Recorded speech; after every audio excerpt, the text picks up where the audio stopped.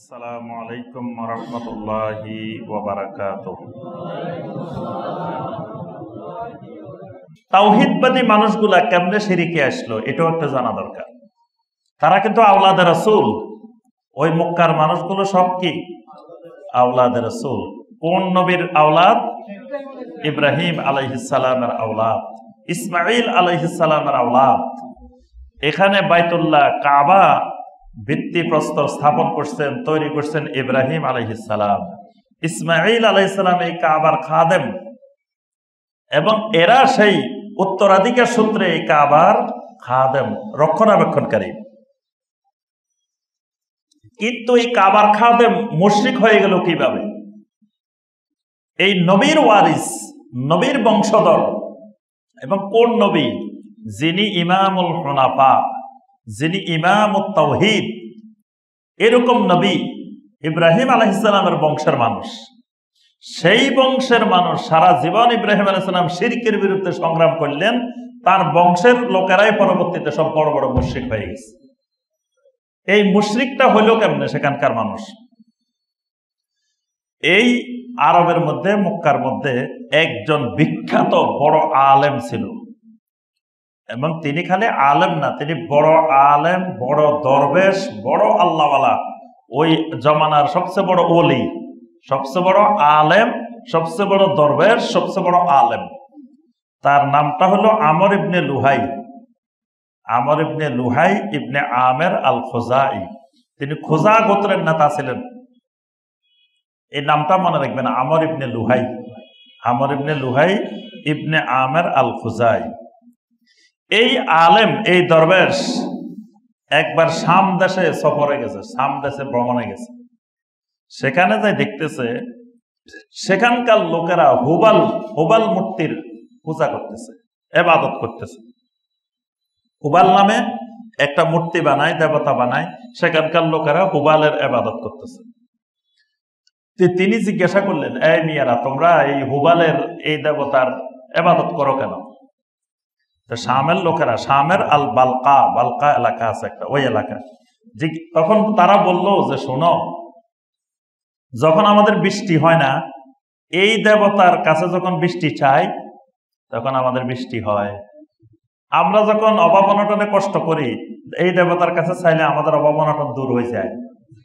এইভাবে আমরা যে কোনো সমস্যায় পড়লে আমাদের এই হুবালের কাছে চাইলে আমাদের সব সমস্যা সমাধান হয়ে যায়। তো তখন এই আমর ইবনে লুহাই বলতেছে, এইরকম একটা দেবতা তো আমাদেরও দরকার, আমরাও তো অনেক সমস্যা আছে মক্কাতে, তাহলে এরকম একটা দেবতা পাইলে আমরা যা চামো তা পাওয়া যাবে, তো সুবিধা। এই লোকে ওই শাম দেশের লোকদেরকে বললো যে তোমরা আমাকে একটা হুবাল মূর্তির ব্যবস্থা করে দাও। তো তারা একটা হুবাল মূর্তি দিছে। এই লোকে সুন্দর করে হুবাল মূর্তি এটা শাম দেশ থেকে মক্কা মোকাররমায় নিয়ে আসছে। আনার পরে প্রথমে কিছু মানুষ এটার বিরুদ্ধে প্রতিবাদ করে উঠছে, মিয়া আমরা যে মূর্তি এখান থেকে বিতাড়িত করলাম, আমরা তাওহীদি এলাকা, আমরা ইব্রাহিমের বংশধর, তাওহীদের ভিতরে তুমি শিরক আনছো। আর গুলা কয়, মিয়া এত বড় আলেম, উনি বুঝে না, তুমি নি বুঝো, তোমরা কিছু আসতো ফিতনা সৃষ্টি করতে এখানে। উনি আমাদের সবচেয়ে বড় পীর সাহেব, সবচেয়ে বড় দরবেশ, সবচেয়ে বড় আলেম, উনি বলতেছে এটার ইবাদত করলে, এটার পূজা করলে উপকার পাওয়া যাবে। তুমি কি জানো? তোমরা কি জানো? তোমরা কিছু যুবক ফিতনা সৃষ্টি করতে আসছো এখানে। তাহলে দেখেন, এই শিরিকের উৎপত্তিটা, এই মক্কার মধ্যে শিরিক ঢুকছে কার হাত ধরে? বড় আলেম, ওই জামানার সবচেয়ে বড় আলেমের হাত ধরে তাওহীদের নগরীতে, তাওহীদের এলাকায় শিরিক ঢুকছে। এই ক্রমধারায় আজও পৃথিবীতে যত শিরিক ঢুকে ইসলামে, যত বেদাত ঢুকে, এই ওলামায়ে কেরামের হাত ধরে ঢুকে। আর যখন সাধারণ মানুষ শিরিকের বিরুদ্ধে কথা বলে, বেদাতের বিরুদ্ধে কথা বলে, কাই মিয়া তোমরা কি বুঝো? তোমরা কয় বছর মাদ্রাসায় পড়ছো? তোমরা কি বুঝো? আমাদের ইমাম সাহেব বেশি বুঝে না, তোমরা বেশি বুঝো। আমাদের পীর সাহেব বেশি বুঝে না, তোমরা বেশি বুঝো। বলে না? কয় ফিতনা সৃষ্টি করতেছো এখানে, মানে শিরিক হলো ফিতনা। তারা শিরিক করতেছে, ফিতনায় নিমজ্জিত। যখন ফিতনা দূর করার জন্য বলবেন, কয় মিয়া ফিতনা সৃষ্টি করিও না, মানে তাদের এটা ফিতনা না, আপনি যে শিরিক দূর করতে চাইতেছেন এটা ফিতনা। বেদাত করতেছে এটা ফিতনা, কিন্তু যখন আপনি বেদাতের বিরুদ্ধে বলবেন তখন বলবে যে মিয়া ফিতনা সৃষ্টি করিও না। এই জন্য এই ইতিহাস জানা থাকলে আমার আপনার তাওহীদের উপরে টিকে থাকা সহজ। এই কথাটা আমি যে কথাটা বললাম, এই কথাটা যত সিরাতের কিতাব আছে প্রত্যেক সিরাতের কিতাবে পাইবেন। এমন কোন সিরাতের কিতাব পৃথিবীতে রচিত হয় নাই যেখানে এই ঘটনাটা নাই, আমর ইবনে লুহাইয়ের বর্ণনা নাই। এমনকি আমর ইবনে লুহাইয়ের বর্ণনা হাদিসের মধ্যেও এসেছে। আমর ইবনে লুহাই আল খুজাই, এবং এই লোক যে সবচাইতে বড় আলেম, বড় দরবেশ, বড় বুজুর্গ ওই জামানার, এই ব্যাপারেও কারো কোনো দ্বিমত নেই। তার হাত ধরে শিরিক ঢুকছে মক্কা মুকাররমায়। তাহলে বড় আলেম হয়ে গেলে যে তিনি শিরিক মুক্ত হয়ে গেলেন তা না, তিনি বেদাত মুক্ত হয়ে গেলেন তা না। বড় আলেম বড় শিরিককারীও হতে পারে, বড় আলেম বড় বেদাতকারীও হতে পারে। এই জন্য এই ইতিহাস, এই সিরাত জানা থাকতে হবে যে মক্কা মুকাররমায় ইব্রাহিমের দেশে, ইসমাইলের দেশে, ইব্রাহিমের নগরীতে বাইতুল্লাহর মধ্যে 360 মূর্তি ঢুকে গেল। কার হাত ধরে ঢুকছে? কোন খারাপ মানুষের হাত ধরে ঢুকে নাই, সব ঢুকছে আলেম ওলামার হাত ধরে, ওই জামানার বড় বড় আলেমদের হাত ধরে। আচ্ছা, আমর ইবনে লুহাই আল খুজাই যখন এই হুবল আনছে, তো হুবল আনার পরে প্রথমে বেশি সুবিধা করতে পারে নাই। কিছুদিন হুবলকে তার বাড়িতে, নিজের বাড়িতে রাখছে।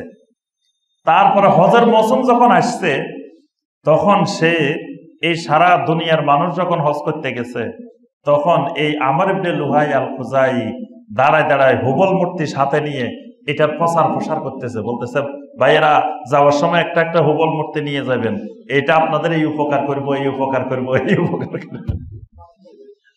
এবার দেখেন, যখন গোমরাহির দরজা খুলে যায়, দলালার দরজা খুলে যায়, এক দরজা খুললে এবার হাজারো দরজা খুলে যাবে, আর বন্ধ হবে না।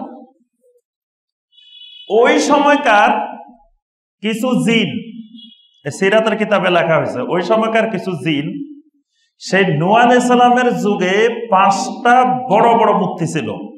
কোরআনে কারিমে আল্লাহ পাক এগুলোর নাম বলছেন, ওয়াদ, সুয়া, ইয়াগুস, ইয়াউক, নাসার।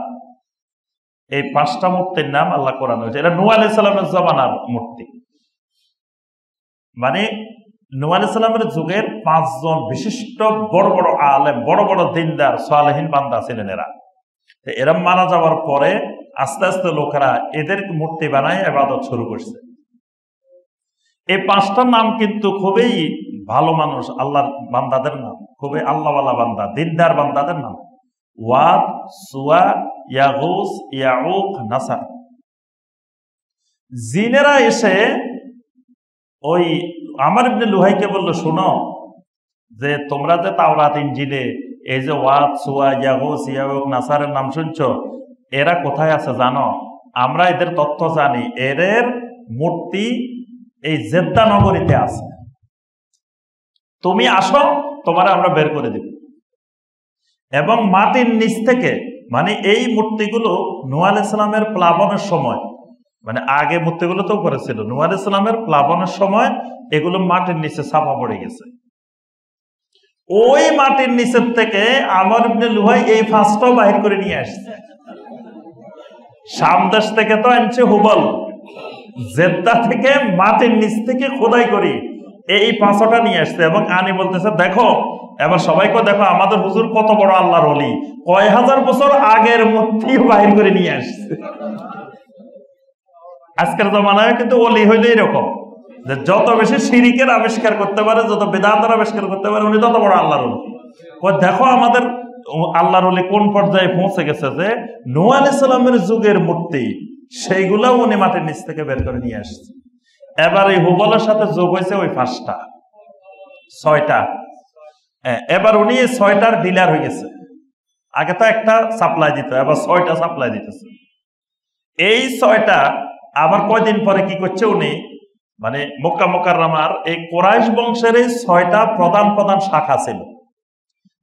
এই খোজা একটা শাখা, উনি খোজা গোত্রের নেতা ছিলেন। এরকম 6টা গোত্র, উনি 6 গোত্রে 6টা ভাগ করে দিছে। যাও, তোমরা এটা করো, তোমরা এটার করো, তোমরা এটার করো। এইভাবে ভাগ করে দেওয়ার পরে পর্যায়ক্রমে আস্তে আস্তে আস্তে আস্তে আস্তে এই মক্কা মুকাররমা পুরা শিরিকের নগরীতে পরিণত হয়ে গেল। এক লোকের হাত ধরে, এই আমর ইবনে লুহাই ইবনে আমের আল খুজাই, যত ওই যে তাওহীদবাদী মানুষ যেগুলা ছিল এরা যত বাধা দিছে কিচ্ছু শুনে নাই। মিয়া এত বড় আলেমে বলতেছে এটাতে অসুবিধা নেই, এটা শিরক হবে না, তুমি শিরক বসে বুঝো না, উনি আমর ইবনে লুহাই বেশি বুঝে। সাধারণ তাওহীদবাদী মানুষ যেগুলো ছিল এই মানুষগুলার কথা কেউ শুনে নাই, কারণ ওই যে বড় বড় আলেমেরা বলতেছে তো এদের সাধারণ মানুষের কথা কে শুনবে। এই মক্কা নগরীর শিরিককে তারা রুখতে পারে না, পুরা নগরী, এমনকি আস্তে আস্তে আল্লাহর ঘরের ভিতরেও গিয়ে এগুলো ঢুকে গেছে। ঢুকতে ঢুকতে ঢুকতে ঢুকতে এই হুবল দিয়ে শুরু। নবী সাল্লাল্লাহু আলাইহি ওয়াসাল্লাম যেদিন মক্কা বিজয় করছেন সেদিন ছিল কয়টা? 360টা। একটা ডালপালা গজাইতে গজাইতে গজাইতে 360-এ গিয়ে যায় থামছে। পরে আল্লাহ রাসূল সাল্লাল্লাহু আলাইহি ওয়াসাল্লাম বিদায় হজের পরে, এই মক্কা বিজয়ের পরে নবী সাল্লাল্লাহু আলাইহি ওয়াসাল্লাম এগুলা সব নির্মূল করছেন বাইতুল্লাহ থেকে। পরে আস্তে আস্তে এগুলো আমাদের দিকে চলে এসছে। ওখান থেকে নির্মূল হওয়ার পরে বাংলাদেশেও 360 জন চলে এসছে। কি চলে এসছে না? আল্লাহ রাসূল সাল্লাল্লাহু আলাইহি ওয়াসাল্লাম মক্কা মুকাররমা থেকে বিতাড়িত করছে 360টা। তো শয়তান ওই যে দেখেন নূহ আলাইহিস সালামের যুগে মাটির নিচে গেছে, সেখান থেকে বাইর করে নিয়ে আসছে আমর ইবনে লুহাই। তো মক্কা থেকে 360টারে বিতাড়িত করছে। এগুলো আস্তে আস্তে বাংলাদেশ, ভারত, পাকিস্তান এদিকে চলে আসছে। আসি এগুলা সব এই অঞ্চলে দখল করছে।